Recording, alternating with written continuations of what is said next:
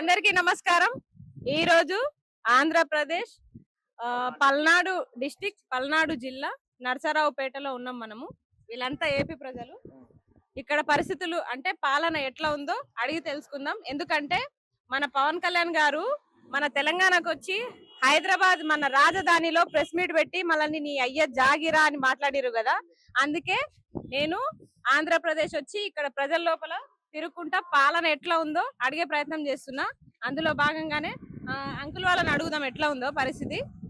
చెప్పండి అంకుల్, పవన్ కళ్యాణ్ గారి పాలన ఎట్లుంది ఇక్కడ? ఇక్కడ బాగలేదమ్మా పవన్ కళ్యాణ్ వాళ్ళది.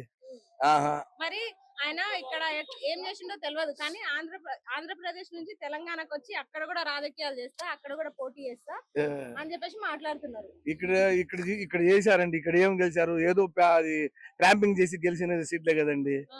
ఏం గెలిచారు? సొంతంగా గెలిచిన ఏం లేదు. ట్రాపింగ్ ఎంత ఇప్పుడు ఆయన ఏపీ అంతా ట్రాపింగ్ చేసి గెలిచిన వాళ్ళే. ఇప్పుడు పవన్ కళ్యాణ్ గారు ఆయన సొంతంగా అంటే కూటమితో పొత్తు లేకుండా సొంతంగా నిలబడితే గెలుస్తాడా? ఫస్ట్ లోనే గెలలేదమ్మా, ఇప్పుడేం గెలుస్తాడు? అంతేనా? అంతే కదా.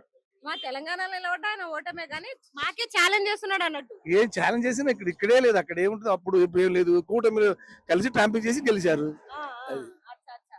చెప్పండి ఎట్లుంది పాలన ఇక్కడ? పవన్ కళ్యాణ్ గారి గురించి చెప్పండి. ఎందుకంటే ఆయన మా తెలంగాణకు వచ్చి బాగా రెచ్చగొడుతున్నారు అన్నట్టు మా వాళ్ళని బాగా. ఇవన్నీ రెచ్చగొట్టే రాజకీయాలు తప్పితే ఆయన వేరే రాజకీయాలు ఏం చేయడం. ఆయన రెచ్చగొట్టే రాజకీయాలే చేస్తాడు. దాన్ని ఆయన క్యాష్ చేసుకుంటాడు అంతే. అంతకుమించి ఆయనలో పెద్ద అంత చెప్పుకోదగ్గ టాలెంట్ అయితే ఏం లేదు. నెక్స్ట్ టైం కూటమి కలిసి ఉంటే ఏమన్నా గెలిస్తే అవకాశాలు ఉన్నాయి. చీలిపోతే గెలవరు. చీలిపోతే ఒక సీట్ కూడా రాదు. నెక్స్ట్ టైం పవన్ కళ్యాణ్ కూటమి లేకపోతే గెలవలేడు ఆయన. ఆయన ఫస్ట్ లో ఏం చేశాడండి? ఫస్ట్ కూడా లేదు కదా. కూటమి కలిసిన తర్వాత ట్రాపింగ్ చేసి గెలిచారు అందరు కలిసి. ఒంటరిగా పోటీ చేస్తే గెలిచే అంత సీన్ ఉంటదా? ఒంటరి చేసి లేదు, ఒంటరి చేసి గెలిచే సీన్ లేదు. మరి మీరు చూసే ఉంటారు నా వీడియోస్. ఎందుకంటే కాదు, మీరు చూసే ఉంటారు కొన్ని నా వీడియోస్ పవన్ కళ్యాణ్ గురించి మాట్లాడినవి చూసారు కదా. వాటిని చూసి మీకు ఏమనిపిస్తుంది? నేను ఏమైనా కావాలని పవన్ కళ్యాణ్ తిడుతున్నానా, లేకపోతే వాస్తవాలు ఆయన చేసిన మాట ప్రకారమే మీరు అక్కడ మాట్లాడారు తెలంగాణలో. అంతే అంతే. మన ఇంటి జోలికి వస్తే, మన మనుషుల జోలికి వస్తే, మన అస్తిత్వం జోలికి వస్తే ఊకుంటామా? వీళ్ళు ఏం చేస్తున్నారంటే ఇప్పుడు తెలంగాణ ఏపీ ప్రజలు అంటే మనం అందరం న్యూట్రల్ గానే ఉంటున్నాము, మనం మంచిగానే బతుకుతున్నాము. కానీ ఇక్కడ వీళ్ళు రాజకీయ నాయకులు ఏం చేస్తున్నారంటే మన ఇద్దరి మధ్య గొడవలు పెట్టే ప్రయత్నం చేస్తున్నారు. వర్గాలు పెట్టి కులమతాలు తెచ్చి దేశీ చేస్తున్నారు. వీళ్ళందరూ వాళ్ళ లబ్ధి కోసం చేసుకుంటున్నారు. మేము ఒక పార్టీని లేదు, మనం మధ్యలో మనుషులం. ఏదైనా కానీ వాళ్ళు కావాలని చేస్తున్నారు ఇవన్నీ. ఇప్పుడు ఇంకొకటి, నన్ను ఇట్లా మాట్లాడుతున్నాను మీరు వీడియో చూసిరు కదా, అవన్నీ చేసినందుకు నన్ను చంపేస్తామంటున్నారు. మొత్తం జనసేన పార్టీ మెంబర్స్, సైనికులు మొత్తం, ఆయన ఫ్యాన్స్ మొత్తం, కార్యకర్తలు నిన్ను చంపేస్తాము అని చెప్పేసి అంటున్నారు. అంటే వీళ్ళు నన్ను చంపగలుగుతారా? ఏంది చంపేది? ఎందుకు చంపుతారు? సమాజంలో జరిగేది ప్రతి పౌరుడికి హక్కు ఉంటది మాట్లాడటానికి. మనకు హక్కు ఉంటది కదా మాట్లాడటానికి. హక్కు లేకుండా మాట్లాడరు కదా. మనం విమర్శించవచ్చు, మనం పౌరులుగా ఇక్కడ పుట్టినాం కాబట్టి మనకు ఉంది హక్కు అడగడానికి. నేను కొంతమందితో మాట్లాడినప్పుడు ఏమన్నారు అంటే, నెక్స్ట్ టైం పవన్ కళ్యాణ్ ముఖ్యమంత్రి అవుతాడు అంటే ఇక్కడ. అంటే లోకేష్ కి అంత సినిమా లేదు, పవన్ కళ్యాణ్ సీఎం అవుతాడు, చంద్రబాబు లేకపోతే మొత్తం ఉత్తదే అని చెప్పి అంటారు. నిజమైన కూటమి అయితేనే, లేకపోతే ఆయనకు లేదు. కూటమిలో కలిసే మన సీట్లు రావడమే. ఆయనకి ఇరు వాళ్ళు ఎందుకు ఇస్తారు వాళ్ళకి? ఆయన ఉడికి మద్దతు ఇట్టుకోండి, ఆయనకి ఇరు వాళ్ళు. డిఫరెన్స్ ఏమైనా కనిపిస్తుందా జగన్మోహన్ రెడ్డికి ఉన్నప్పుడు ఇప్పుడు చంద్రబాబు వచ్చిన తర్వాత? వాళ్ళకి ఇరు మార్పు ఏం లేదా? మార్పు ఏముందండి? మార్పు ఏం లేదు. ఏడాది అదే గతులు రోడ్లు అయ్యే, అన్ని అయ్యే. ప్రజలకు ఇచ్చే ఏది రావట్లా. ఏమవుతుంది ఇప్పుడు ఇదంతా పెద్ద పెద్ద వాళ్ళ కూటమి కదా, బీజేపీ వాళ్ళు ఉన్నారు, టీడీపీ, జనసేన. అంటే వాళ్ళు పెద్ద పెద్దోళ్ళు ఏమన్నా లేకపోతే లోపల తీసుకుని అనేసి కొట్టిస్తారు. అంతేనా? ఇంకా చేసేది అదే కదా వాళ్ళు. కేసులు పెట్టడం. ఇప్పుడు మేము కూడా వీడియోలు తీసి మాట్లాడుతున్నాం కదా, ప్రతి ఛానల్ మీద రిపోర్టింగ్లు పెట్టి మా ఛానల్ వాళ్ళని ఇబ్బంది పెడుతున్నారు. అట్లా అవుతుంది. ఇప్పుడు వ్యవస్థ కరెక్ట్ గా లేదు, పోలీస్ వ్యవస్థ ఇంకా చండాలంగా ఉంది. అసలు కేసులు ఉండవు, కేసులకు పోతే కేసు ఎఫ్ఐఆర్లు ఉండవు. ఎఫ్ఐఆర్ ఎప్పుడుకో సంవత్సరాలు పడితే తిరిగితే కానీ ఆ ఎఫ్ఐఆర్ రాదు. ఈ మనీ పోతుంది బ్యాంకుల్లోంచి.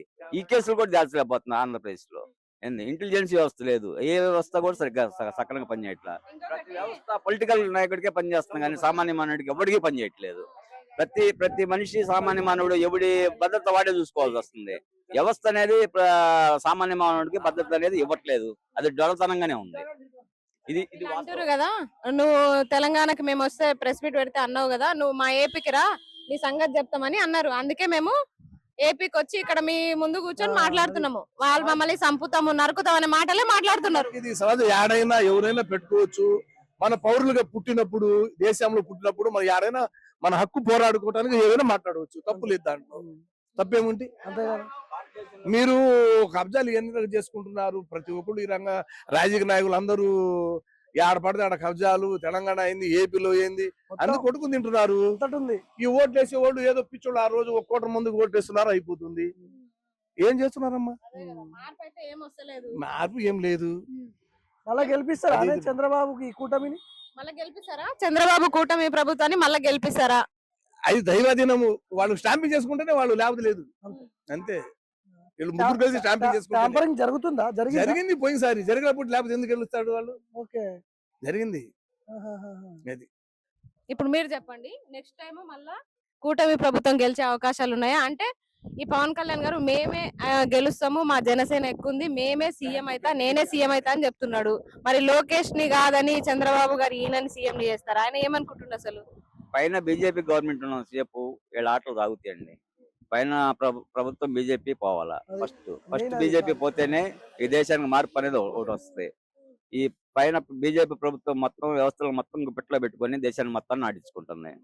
ప్రతిదీ బీజేపీ ప్రభుత్వమే చేస్తున్నది. ఈ బీజేపీ ప్రభుత్వం ఒకటే ఇది పోతే కానీ ఇది మార్పు రాదు. మళ్ళీ దానికోసం జనం కూడా ఎదురు చూస్తున్నారు దానికోసమే. కానీ ఇది ఓట్లు మాత్రం ట్యాంపరింగ్ చేసుకుంటున్నారు. వ్యవస్థలు మొత్తం వాళ్ళ చేతిలో పెట్టుకొని ఎలక్షన్ కమిషన్ కానీ, కోర్టులను కానీ, సుప్రీంకోర్టును కానీ, కొలీజియం కానీ మొత్తాన్ని ప్రతి వ్యవస్థ వాళ్ళ చేతిలోనే ఉంది. ఇంకా సామాన్య మానవుడి చేతిలో ఏమీ లేదు. సామాన్య మానవుడు ఏమీ చేయలేడు. ఇంకా 20 ఏళ్ళు కూడా మోడీ ప్రభుత్వం ఉంటుంది నాకు తెలిసి. ఎందుకంటే వ్యవస్థలు మొత్తం వాళ్ళ చేతిలో ఉన్నప్పుడు ఇంకా రాహుల్ గాంధీ ఏం చేయలేడు, ఇంకొక గాంధీ వచ్చి ఏం చేయలేడు. ఇది వాస్తవం. ఇప్పుడు నాకు అర్థం కాని విషయం ఏంటంటే, ఇక్కడ బాలేదు, మార్పు లేదు అంటారు కదా. మార్పు ఎక్కడా లేదు. ఇక్కడ లేనప్పుడు పవన్ కళ్యాణ్ తెలంగాణకు వచ్చి అక్కడ ఏం ఉద్ధరిస్తారు? చేయగలిగింది ఏం లేదు. ఆడ ఏం లేదు, చేసేది ఏం లేదు. ఫస్ట్ మన రాష్ట్రంలో చక్కదిద్దుకోవాలి కదా.